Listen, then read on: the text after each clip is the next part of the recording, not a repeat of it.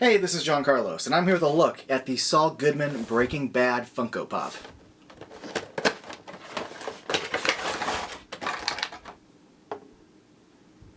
I looked at about 10 different Funko Pops of Saul before I finally settled on this one, because most of them had really awful paint jobs, just like absolutely wretched. Most problems were with the hairline. This was the best hairline I found out of 10. And even then it's not perfect. You can see that the paint kind of fades away right there, but there are some that just bled way down, missed the mark, or weren't fully painted. Most of them just bleed over. The biggest beef I have with this one is the eyeball. You can see the bump where it's supposed to be and how the circle is really off. It's hanging down onto his skin and this top part of the bump isn't painted. Another thing I saw with a bunch was the shirt was like really poorly painted on some of them. This one has a really good shirt, pretty decent hair, which is why I accepted this bad eye. But I just gotta wonder, looking at some of these, if like a drunk person is painting them, because like the eyeballs and the hair are just an absolute mess.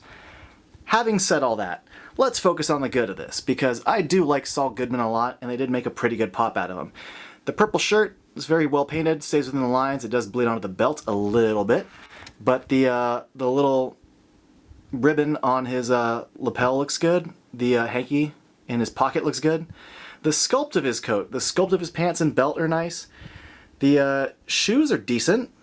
I got nothing to complain about when it comes to his shoes. Even like the buttons on his coat look good. His sleeve is very well painted. His hand is clean.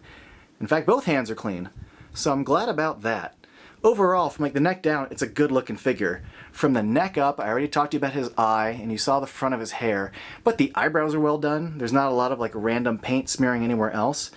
His little Bluetooth earpiece looks good. I saw some that aren't even fully painted. Yeah, this one bleeds over a little bit, but at least it's fully painted. There's some that aren't, where you can see the skin on them, or they bleed onto the face. I'm telling you, be on the lookout. I saw some really nasty ones of this. But his hair is really well sculpted. I mean, it's simple, but it's a very effective sculpt.